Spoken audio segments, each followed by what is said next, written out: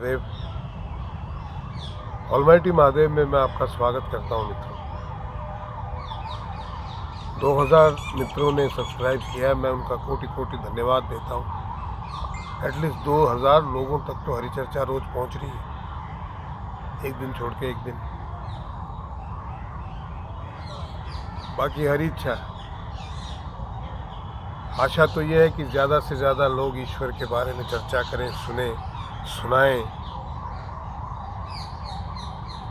और जिन लोगों ने सब्सक्राइब नहीं किया, मेरा उनसे भी निवेदन है कि प्लीज़ सब्सक्राइब करें, शेयर करें, कमेंट करें और कंट्रीब्यूट ज़रूर करें मित्रों। और मेरा एक निवेदन है कि आप अपना 1 मिनट का वीडियो इस चैनल के बारे में, इसमें हो रही हरी चर्चा के बारे में, मेरे बारे में, अपने बारे में, ईश्वर के बारे में, आनंद के बारे में 1, 2, 3, 4, 5 जितने भी वीडियो आप बना के भेज सकते हैं। 1 मिनट से अधिक के नहीं होने चाहिए। मैं शॉर्ट्स का चैनल शुरू कर रहा हूँ, उसमें डालूंगा। और मैं लगभग अपने हर वीडियो में ये अनुरोध कर रहा हूँ। अभी तक तो किसी ने भेजा नहीं है, पर मुझे पूरा विश्वास है कि एक साथ बहुत सारे वीडियो आने लगेंगे और वो आपके विचार इस चैनल के बारे में, ईश्वर के बारे में लोगों तक पहुँचेंगे। मेरे भी कानों में मैं हरी चर्चा का श्रवण करूँगा, आनंद आएगा। आज का जो विषय है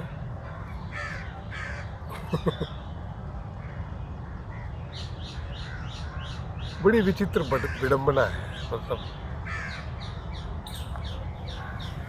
इंसान जब कुंवारा होता है ना, हमारे राजस्थानी में एक गाना था, काको जी मेरो ब्याह करवा दे। तो उसकी उस यौवना अवस्था में एक ही कामना होती है कि मेरी पत्नी आ जाए, मेरी भी पत्नी हो जैसे दूसरों की तरह। और जब पत्नी आ जाती है तो 1.5 साल में वो वासना जो है वो उसकी पूर्ति हो जाती है।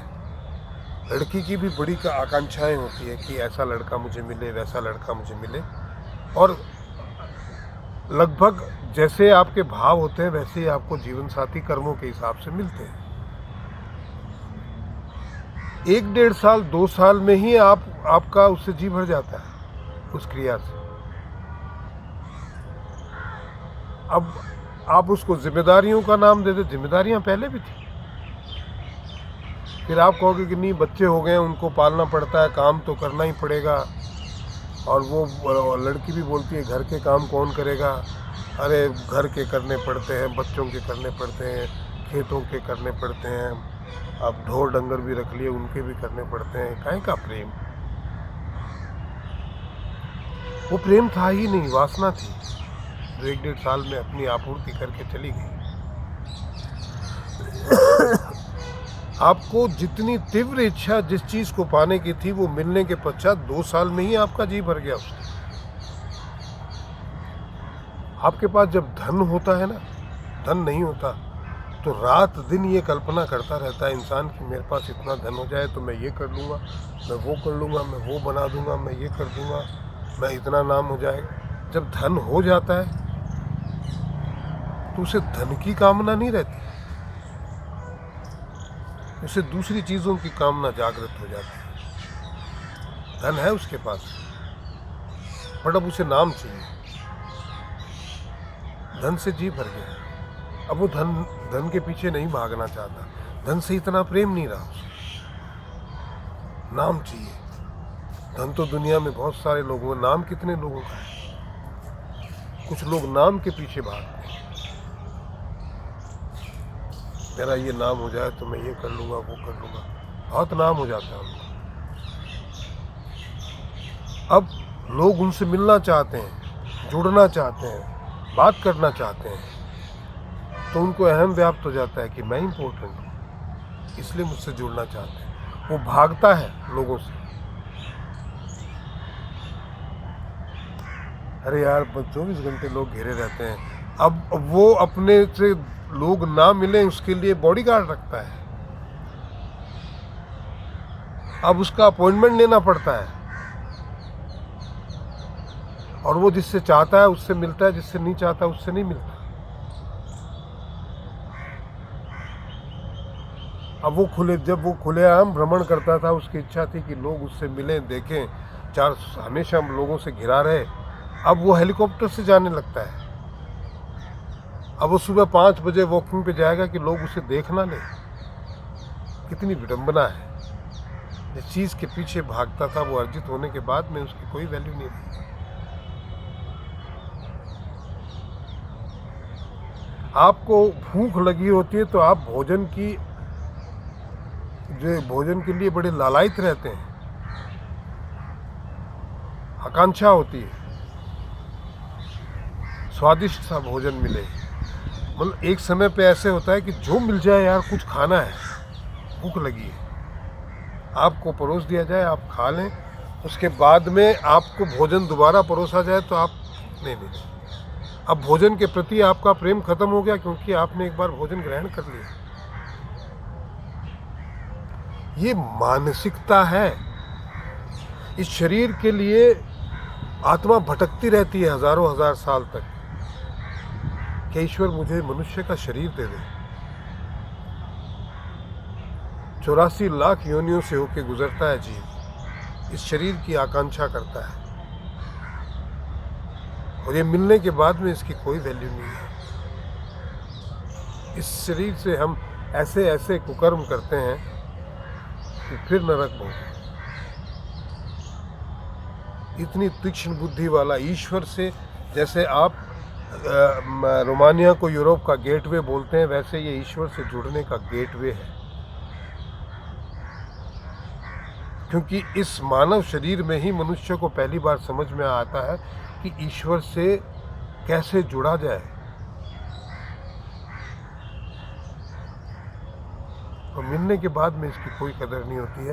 कोई भिष्टा इकट्ठी करने लगता है, धन चाहिए, वैभव चाहिए, शरीर को आराम देने के पीछे लग जाता है, स्वयं को भूल जाता है।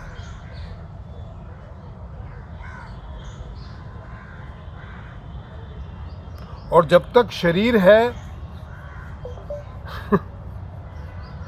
शरीर की कीमत नहीं समझता, शरीर क्यों मिला है। ये हमारी फितरत है, जो होता है हमारे पास उसकी कीमत नहीं है। ईश्वर हमारे अंदर हमेशा विद्यमान रहता है, हमारे इर्द गिर्द सब जगह रहता है। कहाँ उसकी वैल्यू है, कौन मानता है। कण कण में विद्यमान है, क्या वैल्यू है उसकी। इंसान ऐसा है कि स्वच्छंद वातावरण दिया है प्रकृति का रहने के लिए, लेकिन कंक्रीट का जंगल बना के गंदे नालों के किनारे रहता है। अच्छी भली नदी को गंदा नाला बना देता है। वो शिविर रेज लाइन बनती है, गटर माचिस की डिब्बियों में रहता है। जो दिया गया उसकी वैल्यू नहीं है, उसको विनाश करता हुआ चलता है। जो है उसकी वैल्यू को समझिए। अगर ईश्वर ने आपको पत्नी दी है, बच्चे दिए हैं, माता पिता दिए हैं, प्रकृति दी है, आपके जीवन में लोग दिए हैं, उनकी वैल्यू को समझिए। शर्ट जब नहीं मिलती है तो व्हाट अ फाइन शर्ट यार, I would like to buy one day. और जब वो मिल जाती है तो 2 महीने बाद किसी कोने में पड़ी होती है। ये हमारी फितरत है। प्रेम करना सीखिए हर चीज से, हर चीज आपसे प्रेम करेगी।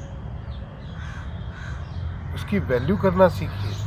जो आपको दिया गया है, 2 हाथ, 2 आंख, 2 कान, 1 नाक, मुंह, हाथ पैर, हर चीज आपके अंग में एक एक चीज, इतनी सारी नसें, बुद्धि, प्रेम, की वैल्यू कीजिए। उठा के फेंक मत दीजिए। इस्तेमाल की वस्तुएं नहीं है, प्रेम करने के लिए दी है। जिनके पास नहीं होती है उनसे पूछिए। जब आपके पास कोई चीज़ नहीं थी तब आप उसके लिए तड़पते थे, होने के बाद में उसकी वैल्यू नहीं है।